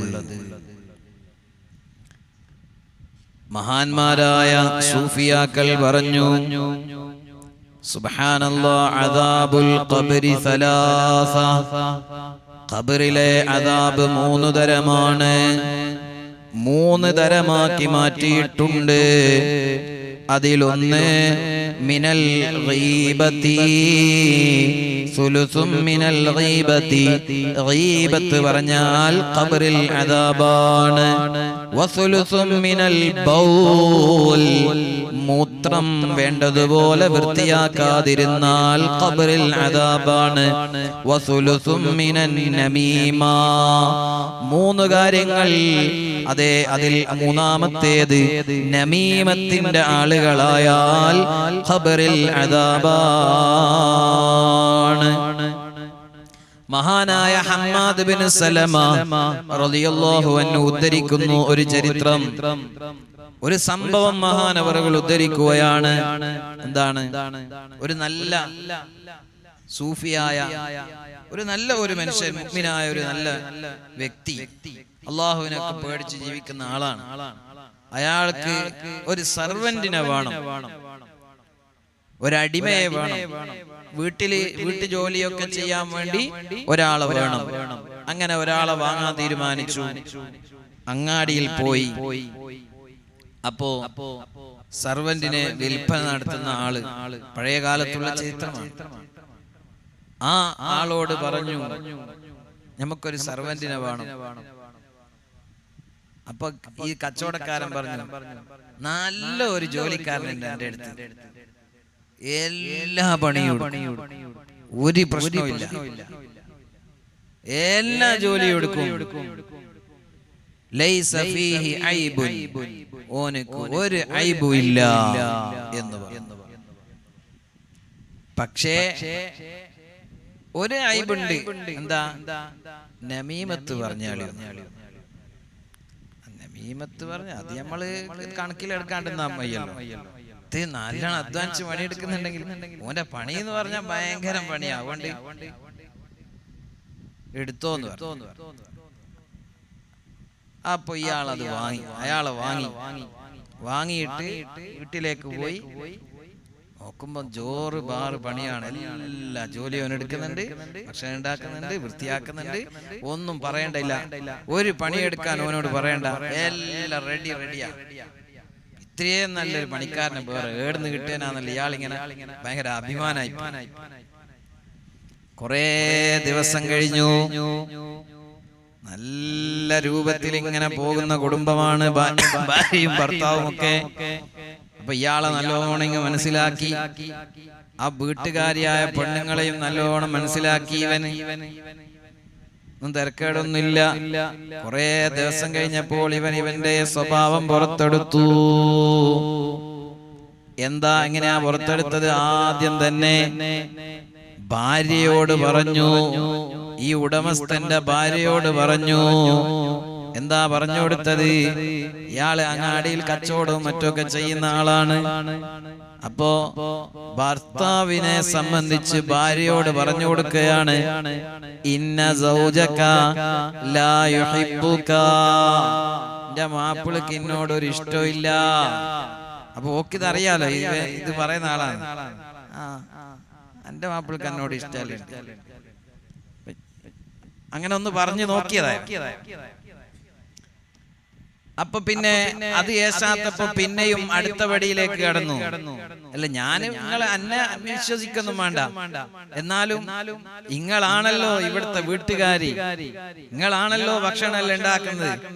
പിന്നെ നിങ്ങളോട് ഞാൻ ഇങ്ങനെ പറയാന്ന് വിചാരിച്ചിട്ട് പറയാണ്ടിരിക്കുന്ന, ഞാൻ നിങ്ങൾ ഉണ്ടാക്കി തന്ന ഭക്ഷണം എല്ലാം കൊണ്ട് ഭർത്താവിന് ജോലി സ്ഥലത്ത് കൊണ്ടുപോയി കൊടുക്കുമ്പോ അവിടെ പല സ്ത്രീകളും വരുത്തും പോക്കല്ലുണ്ട്. ഞാൻ പലതും പിന്നെ കാണാതെ ഇങ്ങനെ നിൽക്കലാണ്, കണ്ടില്ല നടിക്കലാണ്. പിന്നെ എനിക്ക് സഹിക്കാൻ കഴിയാൻ നിങ്ങളോട് പറഞ്ഞു, നിങ്ങൾ വിശ്വസിക്കൊന്നും വേണ്ട, അവിടെ പല പെണ്ണുങ്ങന്മാരും വരുന്നു പോകുന്നല്ലുണ്ട്. നിങ്ങളെ മാപ്പിളോലോട് പെരുമാറുന്നെല്ലാം ഞാൻ കാണുന്നുണ്ട്. അതുകൊണ്ട് ഞാൻ പറഞ്ഞതുകൊണ്ട് നിങ്ങൾ വിശ്വസിക്കണ്ട. ഈ പെണ്ണുങ്ങൾ എന്നിട്ടും വിശ്വസിച്ചു. പിന്നെയും ഇവൻ ഈ ഭാര്യയോട് പറഞ്ഞു, വ്യക്തമായിട്ട് പറഞ്ഞു, വേറെ സ്ത്രീകളുമായി നിങ്ങളെ ഭർത്താവിന് ബന്ധമുണ്ട്, അത് നിങ്ങൾ ശ്രദ്ധിക്കണം, ഒന്ന് ശ്രദ്ധിച്ചാ മതി. സ്വാഭാവികമായും ഇങ്ങനെ ഒരു വിഷയം വരുമ്പോ പെണ്ണുങ്ങന്മാർ ചിന്തിച്ചോലോ, ഇവനാണ് പറഞ്ഞതെങ്കിലും എങ്ങനെ ഉണ്ടെങ്കിലോ, അങ്ങനെ ഒരു ബന്ധം ഉണ്ടെങ്കിലോ. അപ്പോ ഭർത്താവിനോട് ഇവരൊന്നും പ്രകടിപ്പിച്ചില്ല, അങ്ങനെ ഒരു വിഷയമേ പ്രകടിപ്പിച്ചില്ല. സാധാരണ പോലെ തന്നെ വീട്ടിൽ വരുന്നു പോകുന്നു, ഒരു കുഴപ്പമില്ല. അങ്ങനെ കുറെ ദിവസം കഴിഞ്ഞപ്പോൾ നബി സല്ലല്ലാഹു അലൈഹി വസല്ലം പറഞ്ഞില്ലേ, ദുൽ വജ്ഹൈനി, രണ്ട് മുഖമില്ലേ, ഇവന്റെ മറ്റേ മുഖം ഇവൻ പുറത്തെടുത്തു. അങ്ങാടിയിൽ ജോലി സ്ഥലത്ത് പോയി അവിടെ നിന്ന് ഇങ്ങനെ ഒന്ന് ചുറ്റിക്കളിക്കലും ചെയ്ത്. ഇപ്പൊ ഇയാൾ ഉടമസ്ഥ എന്താ പോന്നില്ലേ, പുറക്കേക്ക് പോന്നില്ലേ? അല്ല, ഒരു കാര്യം പറയാനുണ്ട് നിങ്ങളോട്. എന്താ? അല്ല, നിങ്ങളിങ്ങ് രാവിലെ ഇങ്ങ് പോന്നാല് പിന്നെ രാത്രിയല്ലേ വരൂ. അപ്പൊ അന്നേരം പൊരക്കേത്ത അവസ്ഥ എന്താ നിങ്ങൾക്ക് മനസ്സിലാകുന്നുണ്ടോ? അതെല്ലാം എനിക്കറിയാം, ഇനി പ്രത്യേകം പറയേണ്ട ആവശ്യമൊന്നുമില്ല. അല്ല, ആടെ വേറെ ചില ആൾക്കാരൊക്കെ വരുത്തുമ്പോക്കല്ലേ ഉണ്ട്. ഞാൻ പിന്നെ അത് നിങ്ങളോട് പറയണ്ടെന്ന് വിചാരിച്ചതാ. അത് നിങ്ങളോട് ഞാൻ എങ്ങനെയാ പറയാ? നിങ്ങൾ എന്തായാലും എന്നെ വിശ്വസിക്കൂല. അതുകൊണ്ട് നിങ്ങളത് വിശ്വസിക്കൊന്നും വേണ്ട. സംഗതി ആടെ ഇങ്ങനെ കുറച്ചാളും വരുത്തുമ്പോക്കല്ലേ ഉണ്ട്. ഞാൻ പിന്നെ അത് കാണാണ്ട് വിചാരിച്ചതാണ്. ഭർത്താവിനോടും ഇങ്ങനെ പറഞ്ഞു, ഭാര്യയെ സംബന്ധിച്ച് ഇങ്ങനെ പറഞ്ഞു കൊടുത്തു. അപ്പൊ അയാൾക്കും ഒരു ചെറിയ സംശയം ബാധിച്ചു. അങ്ങനെ ദിവസങ്ങൾ ഇങ്ങനെ നീങ്ങുകയാണ്, തമ്മിൽ അങ്ങോട്ടും ഇങ്ങോട്ടും ഒരു പ്രശ്നം ആയില്ല. അങ്ങനെ ഇവൻ വീണ്ടും ഭാര്യയോട് പറഞ്ഞു, നിങ്ങളുടെ ഭർത്താവിന് നിങ്ങളെ ഭർത്താവിന് നിങ്ങളോട് ഇഷ്ടമല്ല. ഭാര്യ പറഞ്ഞു, എന്നാൽ അയാളെ ആ സ്വഭാവത്തിൽ നിന്ന് മാറ്റാൻ എന്താണ് വഴി, എന്താണ് മാർഗം? ഭാര്യ നന്നാക്കിയെടുക്കാൻ എന്താണ് മാർഗം? നല്ല പെണ്ണുങ്ങളാ, നന്നാക്കിയെടുക്കാൻ എന്താ മാർഗം? ഇവനോട് തന്നെ ചോദിച്ചു, നല്ല ആളോട് ചോദിച്ചു. ഇവൻ പറഞ്ഞു അതിനൊരു മാർഗം ഉണ്ട്. എന്താ? രാത്രിയില് ഇയാള് ഉറങ്ങുന്ന സമയത്ത് താടിന്റെ ഉള്ളിൽ നിന്ന് കുറച്ച് രോമങ്ങൾ എനിക്ക് പറിച്ചു തരണം. താടിന്റെ ഉള്ളിൽ നിന്ന് ഒരു കത്തി എടുത്തിട്ട് 3 രോമോ അല്ലെങ്കിൽ 3-ൽ കൂടുതൽ കുറച്ച് രോമങ്ങൾ പറിച്ച് എനിക്ക് തരണം. ബാക്കി പണി ഞാൻ എടുത്തോളൂ. എന്നാ പിന്നെ നിങ്ങളോട് സ്നേഹം ഉണ്ടാകുന്ന പരിപാടി ഞാൻ ആയിക്കോളൂ. അല്ലാഹ്. ഭർത്താവ് രാത്രിയിൽ വീട്ടിലേക്ക് വന്നു. ഭാര്യ ഇങ്ങനെ അടുത്ത് കിടക്കുകയാണ്. ഭർത്താവ് ഉറങ്ങാൻ കിടക്കുകയാണ്. ഇവൻ മറ്റൊരു പരിപാടി ഒപ്പിച്ചു. ഭർത്താവിനോട് പോയിട്ട് പറഞ്ഞു കൊടുത്തു, എന്താ, നിങ്ങളെ ഭാര്യ വേറെ ആളുകളുമായി ബന്ധമില്ലേ, നിങ്ങളെ എങ്ങനെയെങ്കിലും ഒഴിവാക്കണം എന്നാണ് ഓൾ വിചാരിക്കുന്നത്. അതെങ്ങനെ ചെയ്യും. നിങ്ങൾ രാത്രിയിൽ വന്നാൽ നിങ്ങളെ കൊല്ലാനുള്ള പരിപാടി ഒപ്പിക്കുന്നുണ്ട്. കാരണം കത്തി എടുത്തിട്ട് രോമം എടുത്തു കൊടുക്കാൻ പറഞ്ഞല്ലോ. അപ്പൊ ഇയാള് രാത്രിയിൽ വന്നിങ്ങനെ കിടക്കാണ്, എന്നെ ഇപ്പം കൊല്ലും, കത്തി എടുത്തിട്ട് ഇപ്പം വരും, ഇങ്ങനെ കാത്തിക്കാണ്. ഇവളാണെങ്കിൽ ഇങ്ങനെ നോക്കുന്നുണ്ട്, ഉറങ്ങിക്കോ ഉറങ്ങിയിട്ട് വേണല്ലോ ഈ 3 മുടി പറിച്ചെടുക്കാൻ. അങ്ങനെ കുറെ നേരം കഴിഞ്ഞ് ഇയാള് ഉറങ്ങിയതുപോലെ കിടന്ന് ഭാര്യ എന്ത് ചെയ്തു, മെല്ലനെ എഴുന്നേറ്റു. ഇയാള് കണ്ണൂർ നോക്കുമ്പോ എഴുന്നേറ്റ് പോകുന്നുണ്ട്. ഇവൻ പറഞ്ഞ ശരി തന്നെ, ഇവളുടെ അടുത്തേക്കാ പോകുന്നത്. പോയി കത്തിയെടുത്ത് വരുന്നുണ്ട്. സുബ്ഹാനല്ലാഹ്. കത്തിയെടുക്കുന്നത് എന്തിനാണ്? ഉറപ്പായിട്ടും എന്നെ കൊല്ലാൻ തന്നെയല്ലേ അവൻ പറഞ്ഞിട്ടില്ലേ, കത്തിയെടുത്ത് വരൂന്ന്. ഇയാളെന്ത് ചെയ്തു? ഇയാള് ഉടനെ ചാടി എണീറ്റ് അവളെ പിടിച്ച്, നിഷ്കളങ്കയായ ആ പെണ്ണ് കത്തി മുടിയെടുക്കാനല്ലേ വരുന്നത്, അവളെ പിടിച്ച് കയ്യിൽ നിന്ന് കത്തി പിടിച്ചു വാങ്ങി ഒരൊറ്റ കുത്തം കൊടുത്തു. ആ സ്ത്രീ ആ സമയത്തവിടെ മരണപ്പെട്ടുപോയി, കൊല്ലപ്പെട്ടുപോയി. സുബ്ഹാനല്ലാഹ്. വലിയ പ്രശ്നമായി. ആ പെണ്ണിന്റെ കുടുംബക്കാര് വന്ന് ഇയാളെ പിടിച്ചു വെച്ചിട്ട് കത്തിയെടുത്ത് ഇയാളെ കുത്തി. ഇയാള് കൊല്ലപ്പെട്ടുപോയി. ഇയാളെ കുടുംബക്കാര് തറഞ്ഞിട്ട് വന്നു. ആ മറ്റേ കുടുംബക്കാര് തമ്മിൽ യുദ്ധമായി. പിന്നെ കുറെ ആളുകൾ അവിടെ അങ്ങോട്ടും ഇങ്ങോട്ടും യുദ്ധം ചെയ്തിട്ട് കൊല്ലപ്പെട്ടു പോയി. സംഭവം അതാ മഹാന്മാര് ഉദ്ധരിച്ച സംഭവമാണ്. അതേ, ഒരുപാട് ആളുകൾ അവിടെ കൊല്ലപ്പെട്ടു പോയി. ഈ ഭർത്താവിന്റെ കുടുംബക്കാരും കുറെ കൊല്ലപ്പെട്ടു, ഭാര്യയുടെ കുടുംബക്കാരും കുറെ കൊല്ലപ്പെട്ടു പോയി. എന്താണ് കാരണം? ഒരാൾ നമീമത്ത് പറഞ്ഞതാണ്. ഇത് വിശദീകരിച്ചുകൊണ്ട് മഹാന്മാര് പറയുന്നു, ഇങ്ങനെയാണ് ലോകത്തുള്ള അധിക സംഭവങ്ങളും ഇതാണ്. തെറ്റിദ്ധാരണയുടെ പേരിൽ പരസ്പരം തെറ്റിപ്പോകുന്നതും കുടുംബ കലഹങ്ങൾ നടക്കുന്നതും അന്യോന്യം അതാ വഴക്കിടുന്നതുമെല്ലാം ഈ നമീമത്ത് പറഞ്ഞു കൊടുക്കുന്ന ആളുകൾ ചെയ്യുന്ന ദ്രോഹങ്ങളാണ്. പരിശുദ്ധ ഖുർആൻ ഒരാളെ ആക്ഷേപിച്ചു പറഞ്ഞില്ലേ, ആരാണ്? തബ്ബത് യദാ അബീ ലഹബിൻ വതബ്ബ് മാ അഗ്നാ അൻഹു മാലുഹു വമാ കസബ് സയസ്ലാ നാരാൻ ദാത ലഹബ് വംറഅതുഹു ഹമ്മാലതൽ ഹതബ്. അബൂലഹബിന്റെ ഭാര്യയെ സംബന്ധിച്ച് പറഞ്ഞില്ലേ, അവർക്ക് ആ പേര് വരാൻ തന്നെ കാരണം അവര് നമീമത്ത് പറഞ്ഞു നടക്കുന്ന ആളുകളെ കൂട്ടത്തിൽപ്പെട്ടതായിരുന്നു. അപ്പൊ അവരെ അല്ലാഹു സുബ്ഹാനഹു വ തആല ആക്ഷേപിച്ചിട്ടുണ്ട്. അത്തരം ആളുകൾക്ക് കഠിനമായ ശിക്ഷയാണ് അല്ലാഹു സുബ്ഹാനഹു വ തആല ആഖിറത്തിൽ വെച്ചിട്ടുള്ളത്. അതുകൊണ്ട് നമ്മുടെ നോമ്പാകണമെങ്കിൽ, നമ്മുടെ ഇബാദത്തുകൾ അല്ലാഹു സുബ്ഹാനഹു വ തആല സ്വീകരിക്കണമെങ്കിൽ ഈ സ്വഭാവങ്ങളിൽ നിന്ന് നമ്മൾ മാറി നിൽക്കണം. ആരെയും കുറ്റം പറയാൻ നമ്മൾ പോകണ്ട, നമീമത്ത് പറയാൻ നമ്മൾ നിൽക്കണ്ട. ഒരാളോടൊന്ന് പറഞ്ഞ് വേറൊരാളോട് മറ്റൊന്ന് പറഞ്ഞ് പരസ്പരം കുടുംബങ്ങളെ തെറ്റിക്കാൻ, ആളുകളെ തമ്മിൽ അകറ്റാൻ നമ്മൾ നിൽക്കേണ്ടതില്ല.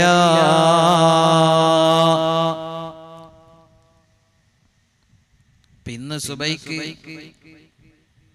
എൻ്റെ ഒരു സ്നേഹിതൻ എന്നോട് പറഞ്ഞു, നിങ്ങൾ പറ്റുമെങ്കിൽ ഒരാളെ വിളിച്ചിട്ടൊന്ന് നന്നാക്കണം. ഒരാളെ ആരെയല്ല നന്നാക്കണ്ടേ,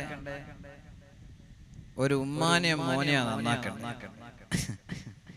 ഒരു ഉമ്മാനെയും മകനെയും നന്നാക്കണം. എന്താ?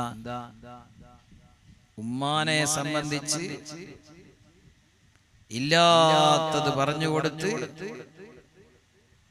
ഉമ്മയെയും മകനെയും തെറ്റിച്ച ഒരു മൂന്നാമത്തെ കക്ഷി ആരാന്ന് പറയേണ്ടതില്ലല്ലോ, സ്വന്തം ഭാര്യ. സ്വന്തം മാതാവിനെയും മകനെയും തമ്മിലകറ്റി മാതാവിനെ സംബന്ധിച്ച് ഇല്ലാത്തത് പറഞ്ഞുകൊടുത്ത് അവരെ തമ്മിലകറ്റി കളഞ്ഞു. സ്വന്തം പെങ്ങളെ സംബന്ധിച്ച് ഇല്ലാത്തത് പറഞ്ഞുകൊടുത്ത് അവരെ തമ്മിലകറ്റി. കുടുംബം മുറിക്കപ്പെട്ടു. ആദരവായ നബി സല്ലല്ലാഹു അലൈഹി വസല്ലമ തങ്ങൾ പറയുന്നുണ്ട്, പരിശുദ്ധ റമദാനിൽ ഒരു രാവ് വരാനുണ്ട്, അത് ലൈലത്തുൽ ഖദ്റിന്റെ രാത്രിയാണ്. ആ ലൈലത്തുൽ ഖദ്റിന്റെ രാത്രി റമദാനിലെ ഏത് ദിവസവുമാകാം. റമദാനിലെ ഏത് ദിവസവുമാകാൻ സാധ്യതയുണ്ട്. ഏറ്റവും കൂടുതൽ സാധ്യതയുള്ളത് റമദാനിലെ അവസാനത്തെ 10 ഒറ്റയിട്ട രാവുകളിലാകാമെന്ന് സാധ്യതയാണ് നബി സല്ലല്ലാഹു അലൈഹി വസല്ലമ തങ്ങൾ പറഞ്ഞത്. ആ ലൈലത്തുൽ ഖദ്റിന്റെ രാത്രിയിൽ എല്ലാവർക്കും ഇജാബത്ത് നൽകപ്പെടുന്നുണ്ട്. അതുപോലെ ബറാഅത്തിന്റെ രാവിനെ സംബന്ധിച്ചും പറഞ്ഞിട്ടുണ്ട്. എന്നാൽ അന്നും ഈ ദുആക്ക് ഇജാബത്ത് കൊടുക്കാത്തൊരു വിഭാഗമുണ്ട്. അതാരാണ്?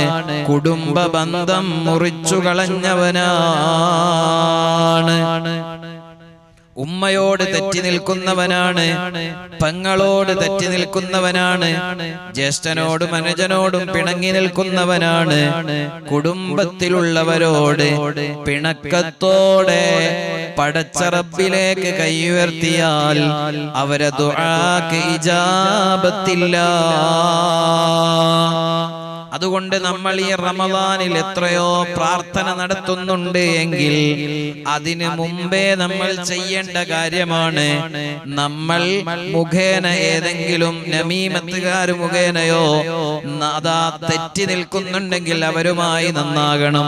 അല്ലാഹു സുബ്ഹാനഹു വ തആല അത്തരം ദുസ്വഭാവങ്ങളിൽ നിന്ന് നമ്മളെ എല്ലാവരെയും രക്ഷപ്പെടുത്തട്ടെ. ഒരുപാട് കാര്യങ്ങൾ മഹാന്മാര് ഈ വിഷയത്തിൽ പഠിപ്പിച്ചിട്ടുണ്ട്.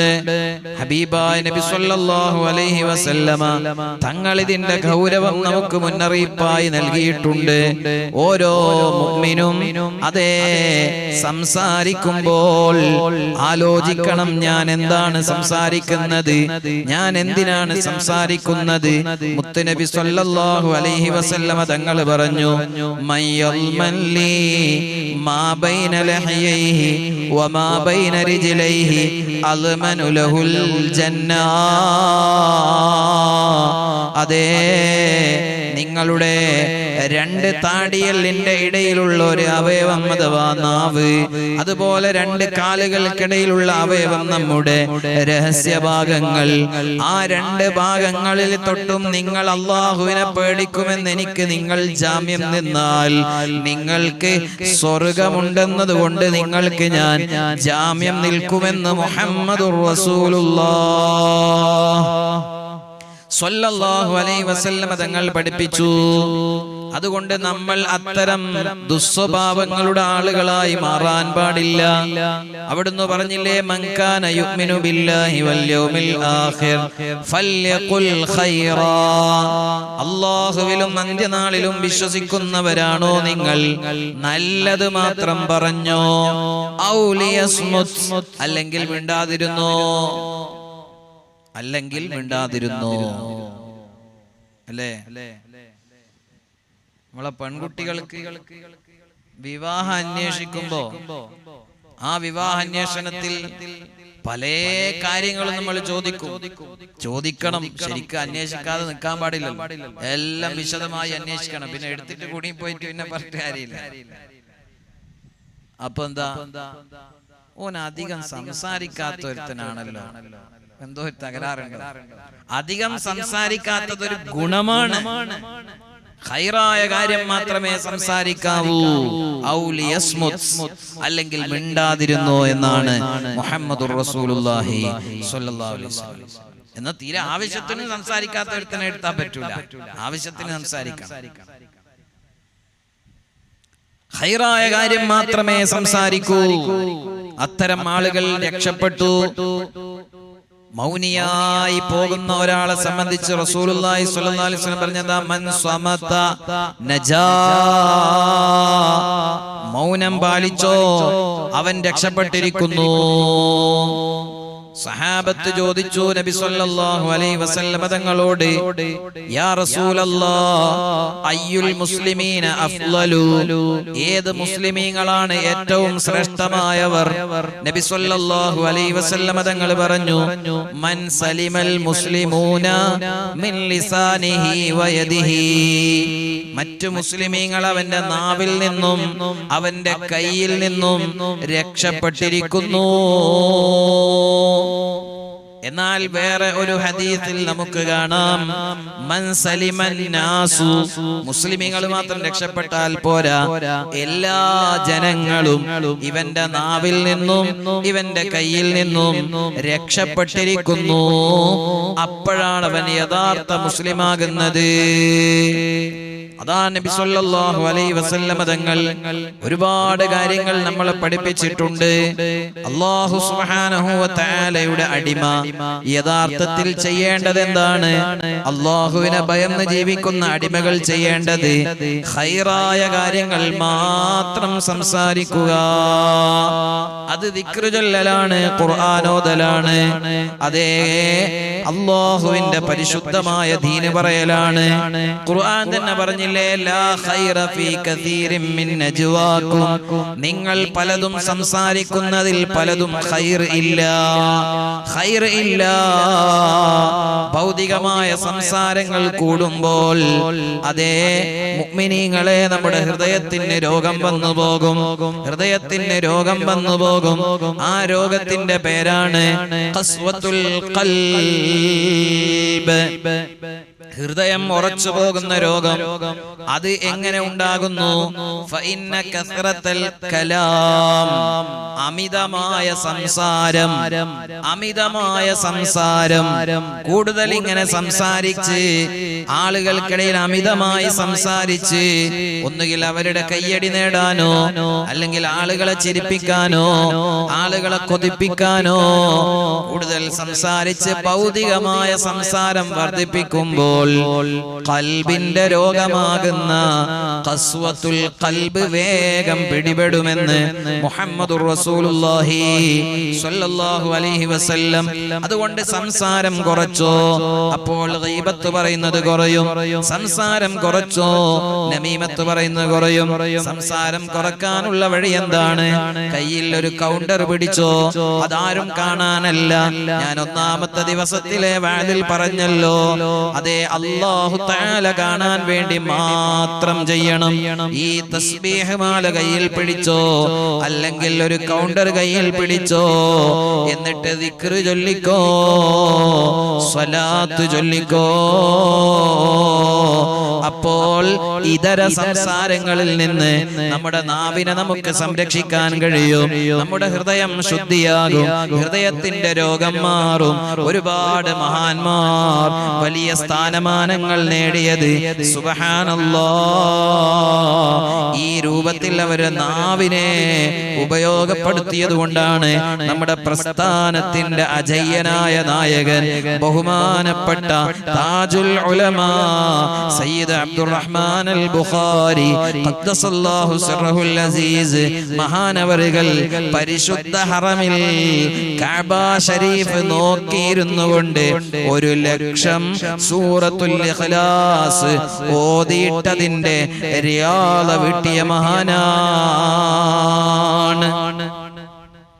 അല്ലാഹു തആല അവരുടെ ബറക്കത്ത് കൊണ്ട് നമ്മളെ രക്ഷപ്പെടുത്തുമാറാകട്ടെ.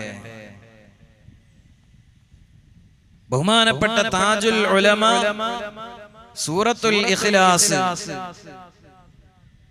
ഒരു 3 സൂറത്തുൽ ഇഖ്ലാസ് ജുമുഅക്ക് ശേഷം ഒന്നാമത്തെ ദുആ കഴിഞ്ഞ് ഒരു സൂറത്തുൽ ഫാത്തിഹ, ഒരു സൂറത്തുൽ 3 സൂറത്തുൽ ഇഖ്ലാസ് ഓതി ഒരു ഖുൽ അഊദു ബിറബ്ബിൽ ഫലഖും ഖുൽ അഊദു ബിറബ്ബിൻ നാസും ഓതിയിട്ടെന്ന് ദുആ ചെയ്യുമ്പോൾ എല്ലാവരും എണീറ്റു. നമ്മളെ പള്ളിയിൽ മാത്രമല്ല, എല്ലാ പള്ളിയും ഒന്നാമത്തെ ദുആ ചെയ്യാൻ കാത്തിരിക്കുകയാണ് ആളുകൾ, അല്ലേ? ഒന്നാമത്തെ ദുആഇന് പോലും നിൽക്കാതെ എഴുന്നേറ്റ് ഓടുന്ന ആളുകളുണ്ട്. അത് ബിദ്അത്തുകാർ കാണിച്ചു കൊടുത്തതാണ്. നിസ്കരിച്ചു കഴിഞ്ഞാൽ അപ്പടെ എണീറ്റ് പോകണം. നിസ്കരിച്ചു കഴിഞ്ഞാൽ ദിക്റുണ്ട്. നിസ്കാരത്തിന് ശേഷമുള്ള ദിക്റ് വലിയ ഫലം ഉള്ള ദിക്റാണ്. ആ ദിക്റിന് സമയമില്ല, ദുആഇന് സമയമില്ല. അതുപോലെ സൂറത്തുൽ ഇഖ്ലാസ് ഒരു 3 പ്രാവശ്യം ഓതിയാൽ അത് സുലുസുൽ ഖുർആൻ, ഖുർആനിന്റെ 1/3. അഥവാ ഒരു തവണ ഓതിയാൽ ഖുർആനിലെ 1/3 ഭാഗം ഓതിയ പ്രതിഫലം, 2 തവണ ഓതിയാൽ ഖുർആനിലെ 1/2 ഭാഗം ഓതിയ പ്രതിഫലം, 3 തവണ ഓതിയാൽ ഖുർആൻ മുഴുവനും ഓതിയതിന്റെ പ്രതിഫലം. ഈ വേദ കേട്ടാ വിചാരിക്കും തിരക്കേണ്ട, അപ്പൊ 3 ഖുൽഹുവല്ലാഹു ഓതിയാ മതി, നോമ്പിന് ഖത്മ് തീർത്ത് എന്ന് പറയാ. അതിന്റെ കൂലി നമുക്ക് കിട്ടും. അല്ലാഹു തആല നമുക്ക് തൗഫീഖ് നൽകട്ടെ.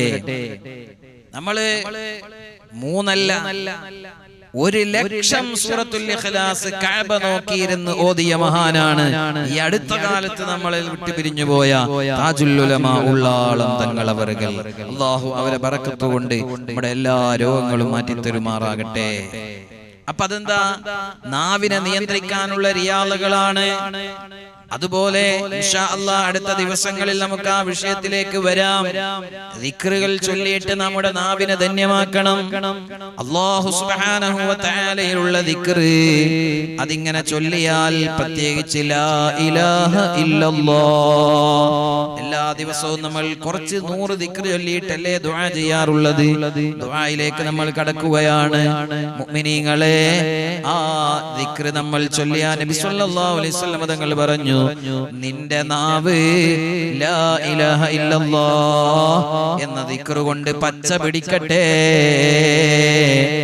എങ്കിൽ മരിക്കുന്ന നേരവും ഓട്ടോമാറ്റിക്കായി അതേ നിനക്ക് ആ നാവിലേക്ക് ആ ദിക്ർ വരും. അപ്പൊ അതുകൊണ്ടാ നമ്മള് മരിച്ച വീട്ടിലെല്ലാം പോയാല് എല്ലാരും കൂടി കുറെ തഹ്ലീൽ ചെല്ലുന്നതിനാ. ആ തഹ്ലീൽ ചൊല്ലി ചൊല്ലി വേണം നമുക്ക് മരിക്കാൻ. അത് വേണ്ടെന്ന് പറയാൻ പാടില്ല. അപ്പൊ അത് എത്ര 70,000 ലാ ഇലാഹ ഇല്ലല്ലാഹ് എന്നൊരാൾ ചൊല്ലിയാൽ ദഖലൽ ജന്ന, അവൻ സ്വർഗ്ഗത്തിൽ കടന്നു എന്നാണ്. അങ്ങനെ സ്വർഗ്ഗം കിട്ടിയ ചരിത്രങ്ങൾ ഉണ്ട്. അത് ഇൻഷാ അല്ലാഹ് ഞാൻ പിന്നീട് പറയും. 70,000 ലാ ഇലാഹ ഇല്ലല്ലാഹ് ചൊല്ലിയിട്ട് അല്ലാഹു സ്വർഗ്ഗം കൊടുത്ത, സ്വർഗ്ഗം വാഗ്ദാനം ചെയ്ത് ഉറപ്പ് കിട്ടിയ മഹാന്മാരും ഉണ്ട്. അല്ലാഹു നമുക്ക് തൗഫീഖ് നൽകട്ടെ. അപ്പൊ ഈ നോമ്പിന് നമ്മൾ ഇന്ന് ശ്രമിച്ചു നോക്കുക, ഒരു 70,000 ലാ ഇലാഹ ഇല്ലല്ലാഹ് എന്ന ദിക്ർ ചൊല്ലാൻ, അതുപോലെ സൂറത്തുൽ ഇഖ്ലാസ് കുറെ കൂടുതൽ ഓതാൻ. അല്ലാഹു തആല നമുക്ക് അതിനെല്ലാം തൗഫീഖ് നൽകുമാറാകട്ടെ. ഇൻഷാ അല്ലാഹ് 12 മണി വരെയാണ് നമ്മൾ പറഞ്ഞ സമയം. അതുകൊണ്ട് അധികം ചൂട് കൂടുമ്പോൾ പോകുമ്പോൾ നിങ്ങൾക്ക് വിഷമമാണ്. അല്ലാഹു തആല നമ്മുടെ ഈ മജ്ലിസ് ദുആക്ക് ഇജാബത്തുള്ള സദസ്സായി നമ്മിൽ നിന്ന് സ്വീകരിക്കുമാറാകട്ടെ.